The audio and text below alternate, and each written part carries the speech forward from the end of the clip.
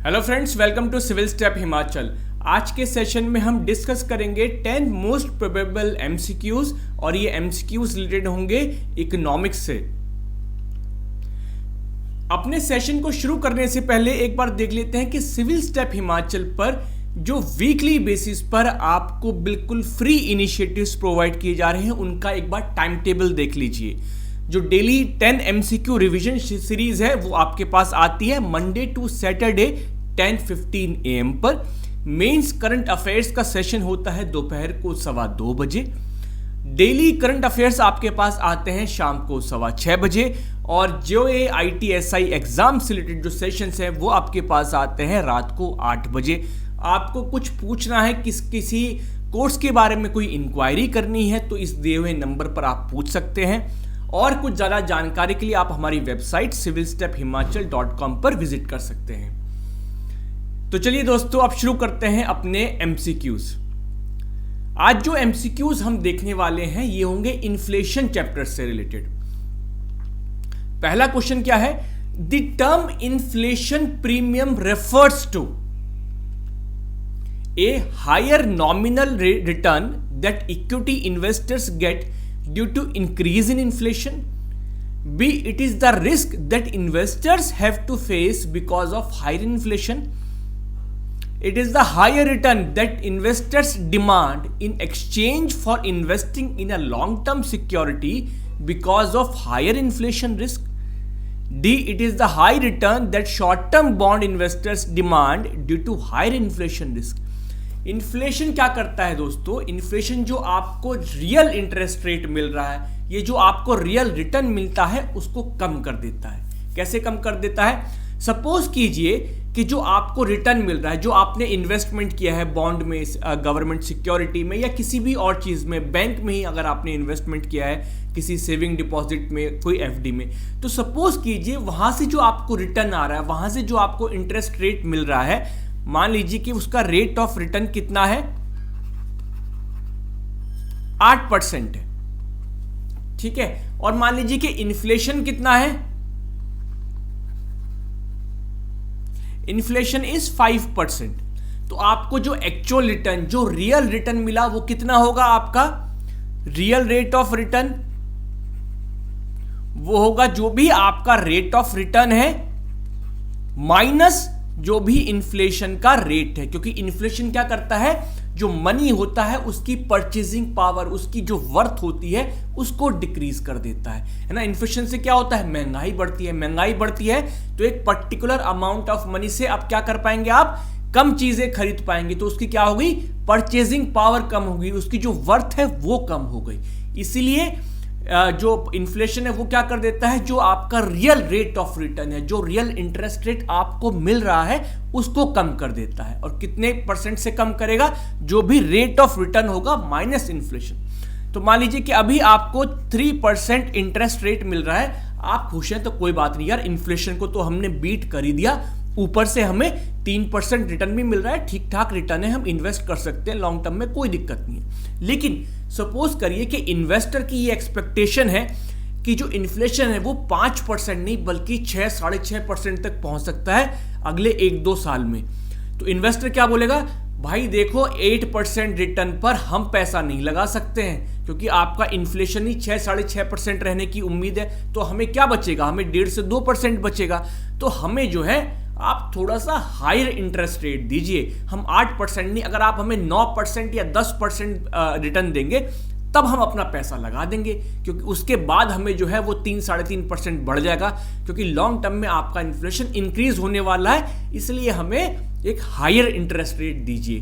तो वो क्या कर रहा है? इन्वेस्टर क्या डिमांड कर रहा है कि इन्फ्लेशन रिस्क है, इसलिए वो एक हायर रेट ऑफ रिटर्न जो है वो डिमांड कर रहा है लॉन्ग टर्म में, शॉर्ट टर्म में नहीं। तो इसका जो करेक्ट ऑप्शन होगा वो होगा option c. It is the higher return that investors demand in exchange for investing in long term security.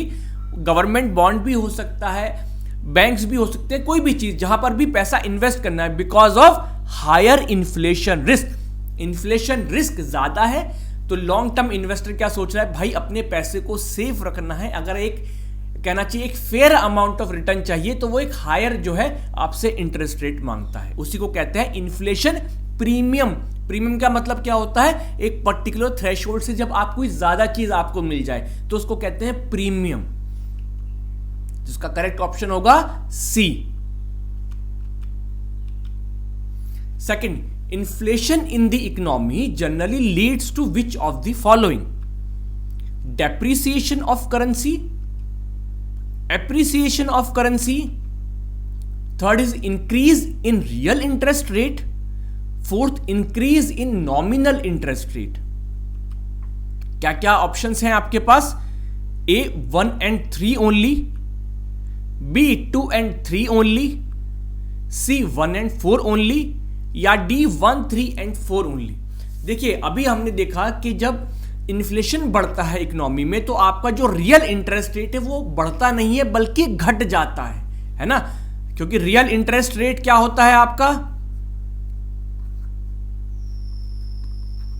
जो भी आपका नॉमिनल इंटरेस्ट रेट है। जब मान लीजिए आप बैंक में जाते हैं, अपनी सेविंग डिपॉजिट करते हैं, नॉमिनल का मतलब क्या होता है, जितना बैंक आपको देने वाला है। नॉमिनली मान लीजिए बैंक ने कहा कि 4% पर एनम, तो this is nominal interest rate. Real interest rate क्या होगा, नॉमिनल इंटरेस्ट रेट माइनस जो भी आपका रेट ऑफ इन्फ्लेशन है। तो अगर इन्फ्लेशन होगा तो आपका जो रियल इंटरेस्ट रेट है वो बढ़ेगा नहीं बल्कि घट जाएगा अगर इन्फ्लेशन इंक्रीज होता है।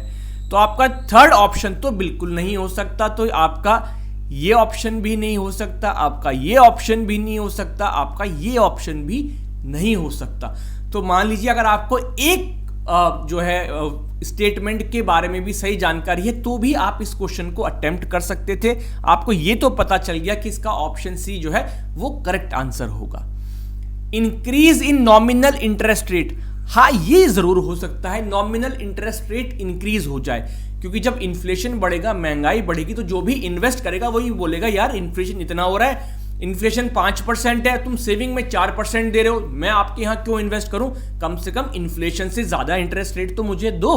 तो नॉमिनल इंटरेस्ट रेट बढ़ेगा, रियल इंटरेस्ट रेट नहीं बढ़ेगा, क्योंकि नॉमिनल इंटरेस्ट रेट जितना बढ़ा उससे ही ज्यादा क्या होगा, आपका इन्फ्लेशन बढ़ रहा होगा। तो इसलिए रियल इंटरेस्ट रेट इंक्रीज नहीं होता है, नॉमिनल इंटरेस्ट रेट ये इंक्रीज हो सकता है। Appreciation of currency, appreciation of currency का मतलब क्या है, जब आपकी करेंसी की वर्थ इंक्रीज होती है विजावी अदर करेंसी। मान लीजिए कि $1 की कीमत अभी 70 रुपए है और उसके बाद $1 की कीमत अगर 65 रुपीज हो जाए तो इसका मतलब क्या हुआ, हमारी करेंसी क्या हो गई, एप्रिशिएट हो गई। तो जब इन्फ्लेशन होगा तो क्या होगा, महंगाई बढ़ेगी, हमारे जो प्रोडक्ट्स हैं वो महंगे हो जाएंगे। जब हमारे प्रोडक्ट्स महंगे हो जाएंगे तो हमारे एक्सपोर्ट्स जो हैं वो डिक्रीज हो जाएंगे। एक्सपोर्ट्स डिक्रीज होने का मतलब क्या है कि जो डॉलर्स, आपकी जो फॉरेन करेंसी आपके पास आ रही थी वो रिड्यूस हो जाएगी।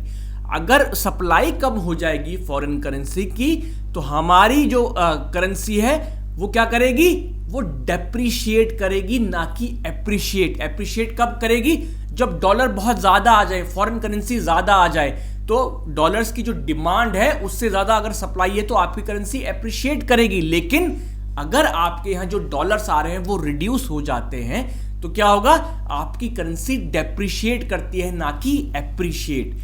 तो करेंसी एप्रिशिएट नहीं करेगी बल्कि डेप्रिशिएट करेगी, क्योंकि इन्फ्लेशन की वजह से आपके प्रोडक्ट्स जो हैं वो कॉम्पिटिटिव नहीं रहे इंटरनेशनल मार्केट में, उसकी वजह से आपके एक्सपोर्ट्स कम हो गए। एक्सपोर्ट्स कम हो गए तो जो आपके यहाँ डॉलर की सप्लाई थी वो रिड्यूस हो गई। डॉलर की सप्लाई रिड्यूस होगी तो आपकी करेंसी क्या करेगी, डेप्रिशिएट करेगी। इसलिए इसका जो करेक्ट ऑप्शन होगा वो होगा सी, कि first statement depreciation of currency होगा और फोर्थ जो आपका नॉमिनल इंटरेस्ट रेट वो इंक्रीज हो सकता है। If there is inflation in the economy, it leads to loss in the value of currency. That is, currency depreciates. Nominal interest rate equals to inflation plus real interest rate. वही equation जो मैंने आपको समझाई थी। When inflation increases, bank increase the nominal interest rate and generally the real interest rate remains the same. Third question क्या कहता है, consider the following statements. First, inflation benefits creditors.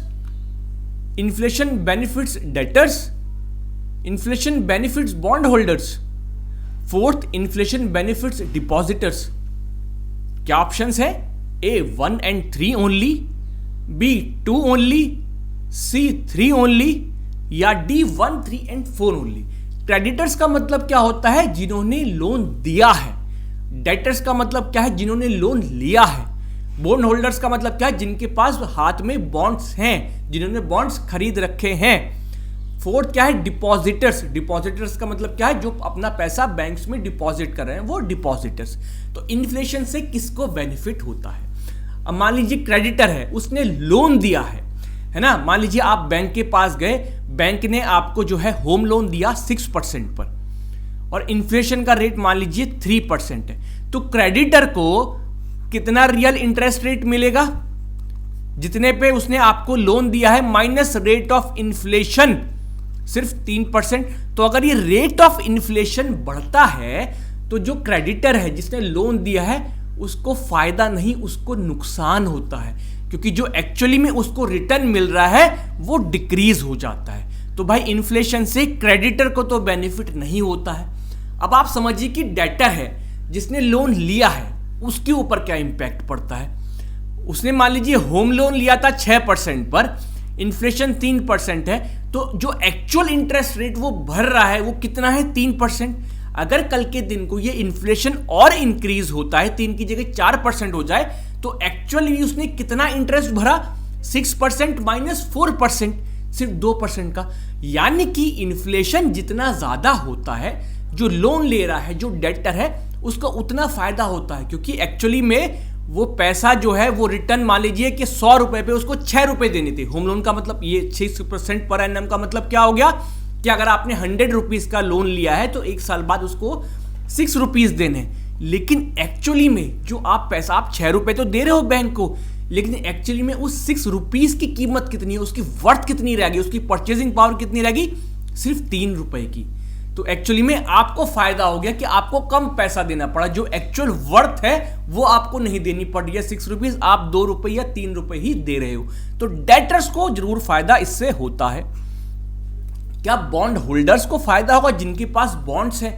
अब मान लीजिए जिसके पास बॉन्ड्स हैं और एक बंदा है कि जिसके पास बैंक में पैसे डिपॉजिटेड हैं, तो जब इन्फ्लेशन बढ़ेगा तो जो बॉन्ड की यील्ड होती है, बॉन्ड के जो प्राइसेस होते हैं वो डिक्रीज होते हैं। तो बॉन्ड होल्डर्स को भी फायदा नहीं होता है, क्योंकि लोग सोचेंगे यार बॉन्ड्स में क्यों पैसा लगाएं, बैंक में लगा देते हैं, किसी म्यूचुअल फंड में लगा देते हैं, वहां पे ज्यादा अच्छा रिटर्न मिल रहा है बॉन्ड से, क्योंकि महंगाई बढ़ रही है तो जो नॉमिनल इंटरेस्ट रेट है वो इंक्रीज हो जाते हैं। तो बॉन्ड्स की जो प्राइसेज हैं, बॉन्ड्स की जो रिटर्न आ रहा होता है बॉन्ड से, वो डिक्रीज हो जाता है। तो बॉन्ड होल्डर्स को भी बेनिफिट नहीं होता है। इन्फ्लेशन बेनिफिट्स डिपॉजिटर्स, जिन्होंने अपना पैसा डिपॉजिट किया है, क्या उनको फायदा होता है? फायदा तभी होगा जब आपका जो डिपॉजिट अकाउंट है, अगर वो रिलेटेड है किसी इन्फ्लेशन इंडेक्स से, यानी कि इन्फ्लेशन बढ़ेगा, अगर आपका सेविंग रेट भी बढ़ रहा है, जो भी इंटरेस्ट रेट आपको मिल रहा है, तब तो फायदा है, नहीं तो उसको भी फायदा नहीं होगा। तो इसमें फायदा किसको होगा? सिर्फ जो डेटर्स हैं, जिन्होंने कर्जा लिया है, जिन्होंने लोन लिया है, सिर्फ उन्हीं को बेनिफिट होता है, बाकी सब नुकसान में रहते हैं, क्योंकि डिपॉजिटर्स ने भी जो पैसा जमा किया है उसकी जो वर्थ है, उसकी जो परचेजिंग पावर है, वो डिक्रीज हो जाती है due to inflation. Fourth question, consider the statements. First, headline inflation measures price inflation arising due to all types of commodities in the economy. Two, core inflation measures the headline inflation excluding the volatile components, that is food and fuel items. Select the correct answer. A 1 only, B 2 only, C both 1 and 2, या D neither 1 nor 2. Headline inflation जैसे आपका wholesale price index है, consumer price index है।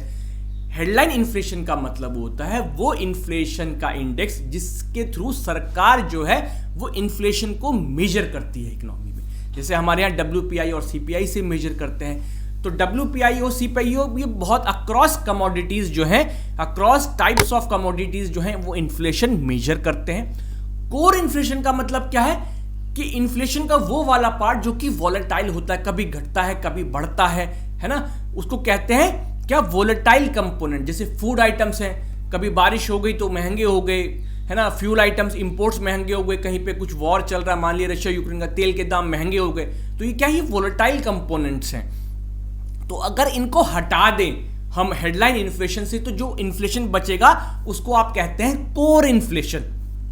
तो statement 1 भी correct है और statement 2 भी करेक्ट है। हेडलाइन इन्फ्लेशन जो across the board, across the commodities जो है इन्फ्लेशन को मेजर करे।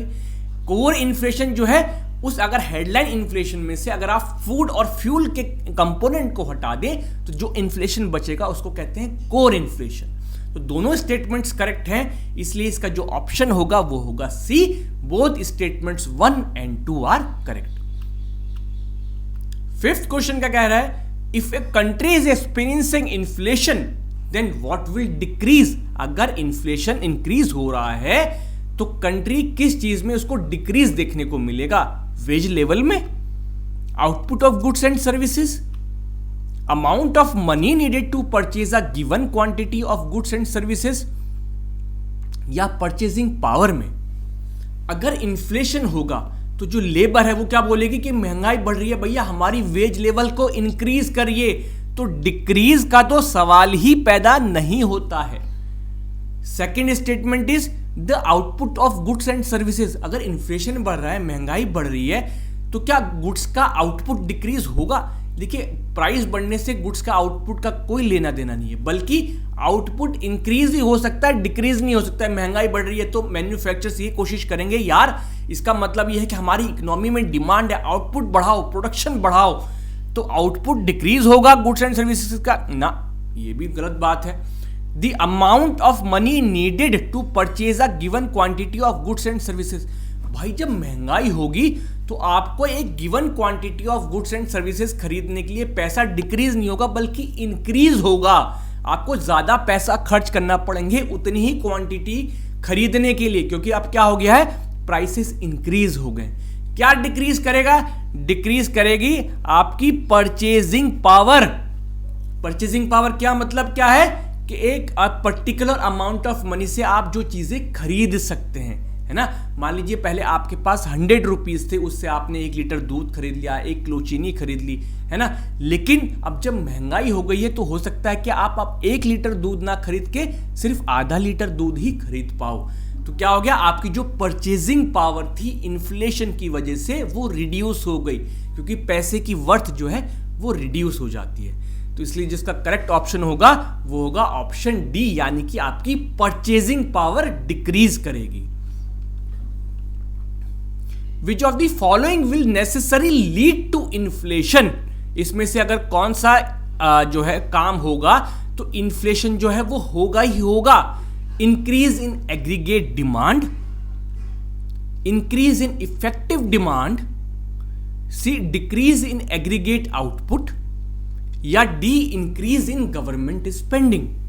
Necessarily lead to inflation. अगर आपकी एग्रीगेट डिमांड बढ़ती है तो क्या इन्फ्लेशन होगा ही होगा। एग्रीगेट डिमांड का मतलब क्या है कि लोगों से जो डिमांड है गुड्स एंड सर्विसेज की, अगर वो इंक्रीज हो रही है। अब एग्रीगेट डिमांड में क्या है कि लोगों की उतनी परचेजिंग पावर है या नहीं है, इसका आपको पता नहीं है।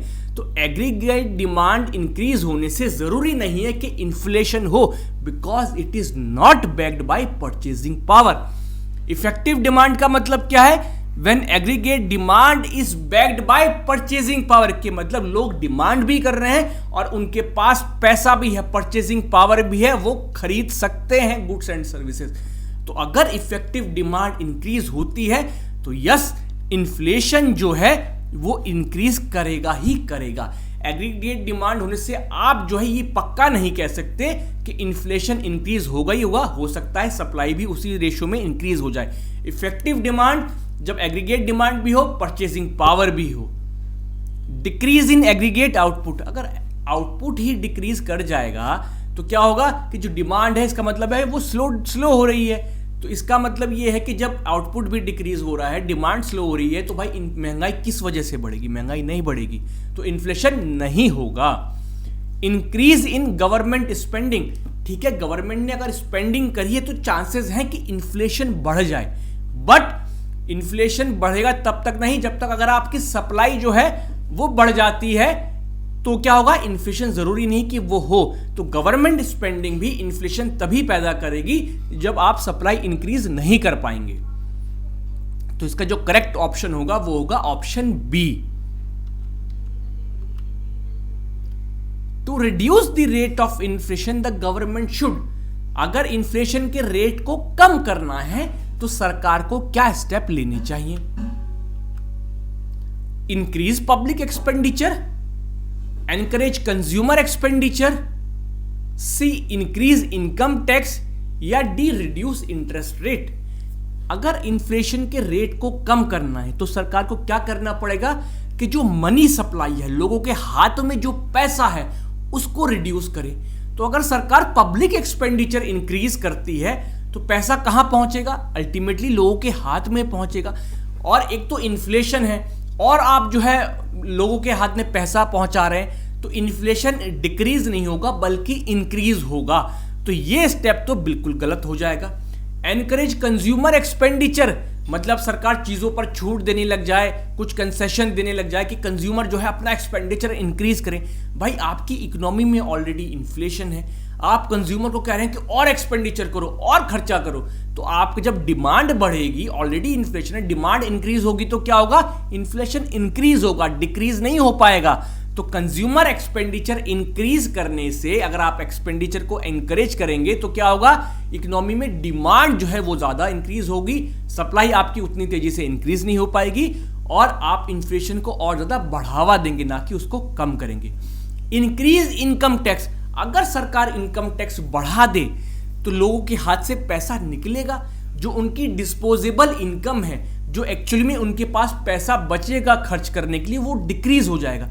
जब लोगों के पास पैसा कम बचेगा तो वो कम खर्चा करेंगे, यानी कि कम चीजें वो डिमांड करेंगे। कम चीजें डिमांड करेंगे तो इन्फ्लेशन क्या होगा? वो डिक्रीज होगा, उसका स्लो डाउन होना शुरू हो जाएगा। तो ये स्टेप जो है वो सरकार बिल्कुल ले सकती है। रिड्यूस इंटरेस्ट रेट, अगर इंटरेस्ट रेट कम कर देंगे तो इसका मतलब क्या है कि लोन लेना सस्ता हो जाएगा। अगर लोन लेना सस्ता हो जाएगा तो लोन लोग ज्यादा लेंगे कि भाई कार लोन सिर्फ 4% पे मिल रहा है, ले लो, क्या दिक्कत है। जब लोन लेना सस्ता होगा लोग लोन ज्यादा लेंगे और उस लोन से क्या करेंगे? खर्चा करेंगे, कार खरीदेंगे, घर खरीदेंगे या बाकी जो जरूरत के सामान है वो खरीदेंगे, तो डिमांड बढ़ेगी। डिमांड बढ़ेगी तो क्या होगा? आपका इन्फ्लेशन इंक्रीज होगा डिक्रीज होने की जगह। तो ये स्टेप भी सरकार को नहीं लेना चाहिए। तो सरकार सिर्फ एक स्टेप ले सकती है, वो क्या है कि वो इनकम टैक्स को बढ़ा दे। To reduce the rate of inflation, government should reduce the money supply, which it can do through increase in income tax. So option C is true. All other option increase the money supply. 8th question. Stagflation occurs in which of the following situation? Demand pull inflation. Second, cost push inflation. Options क्या दिए गए हैं? 1 only, 2 only, C both 1 and 2, या D neither 1 nor 2. Stagflation क्या होता है? Stagflation is a combination of stagnation and inflation. Stagnation का मतलब क्या है कि जो इकोनॉमिक ग्रोथ रेट है वो तो आपका स्लो हो चुका है, आपकी इकोनॉमी उतनी तेजी से ग्रो नहीं कर रही है, वो रिसेशन में है या ग्रोथ रेट आपका बहुत ही ज्यादा स्लो है। जब ग्रोथ रेट स्लो होता है तो ये कहते हैं कि जब ग्रोथ रेट स्लो हो जाएगा तो आपकी इकोनॉमी में जो डिमांड है वो कम हो जाएगी, क्योंकि लोगों के पास इतना पैसा इंक्रीज नहीं हो रहा है, आपकी इनकम इतनी नहीं बढ़ रही है। तो अगर स्टैग्नेशन है, लोगों की सैलरीज इतनी इंक्रीज नहीं हो रही है, बिजनेसेस के इनकम इतनी इंक्रीज नहीं हो रही है, तो डिमांड कौन करेगा? तो डिमांड जो है वो कम होगी, और जब डिमांड कम होगी तो इन्फ्लेशन जो है वो कम रहना चाहिए।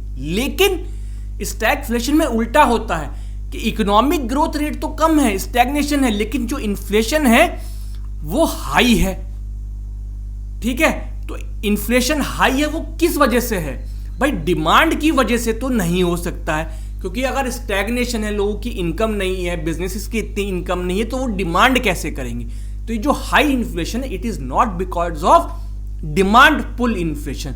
ये किसकी वजह से होता है? सप्लाई साइड बॉटलनेक्स की वजह से, कॉस्ट पुश इन्फ्लेशन की वजह से ये हाई इन्फ्लेशन देखने को मिलता है। तो इसका जो करेक्ट ऑप्शन होगा वो होगा option B. Stagflation is equals to stagflation in the economy plus inflation. Generally when economy stagnates, slow down, then inflation also comes down due to lower demand in the economy, जो मैंने बताया।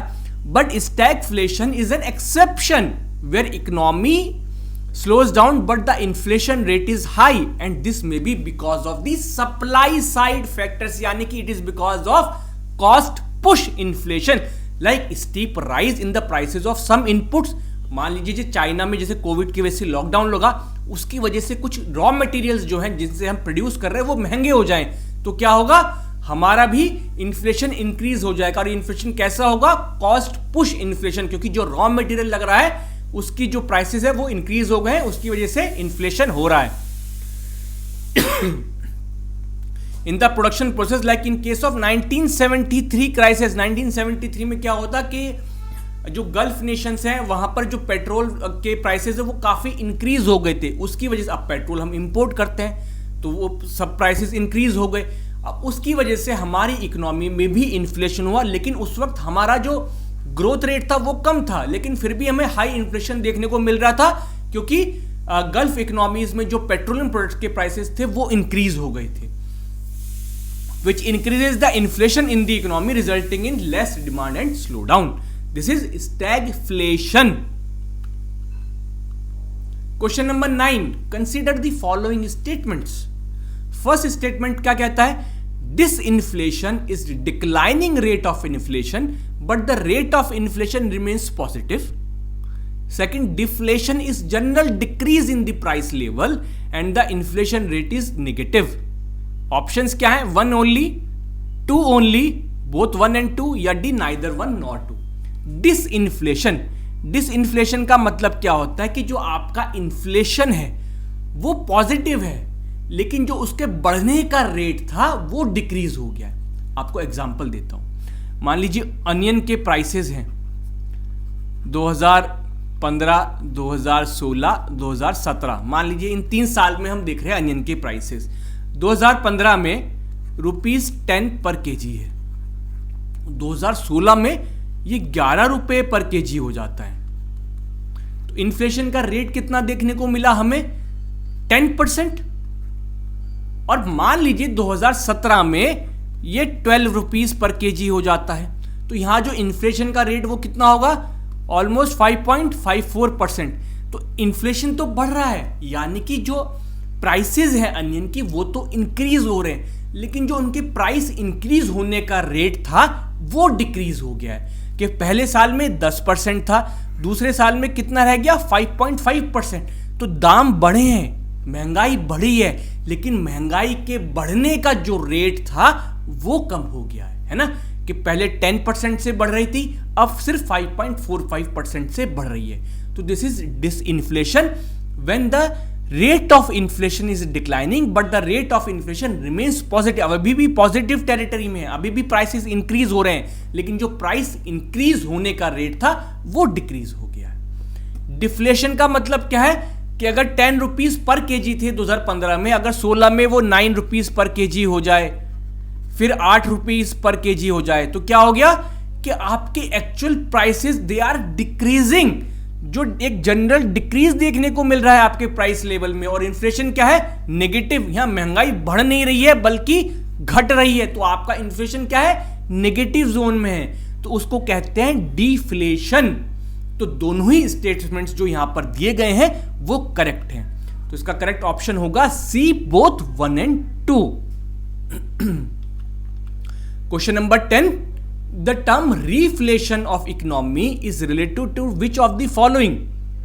Fiscal stimulus to expand the output, it tries to curb the effects of deflation, monetary stimulus by reducing the interest rate. Options 1 only, 3 only, 1 and 3 only, या फिर D all of the above।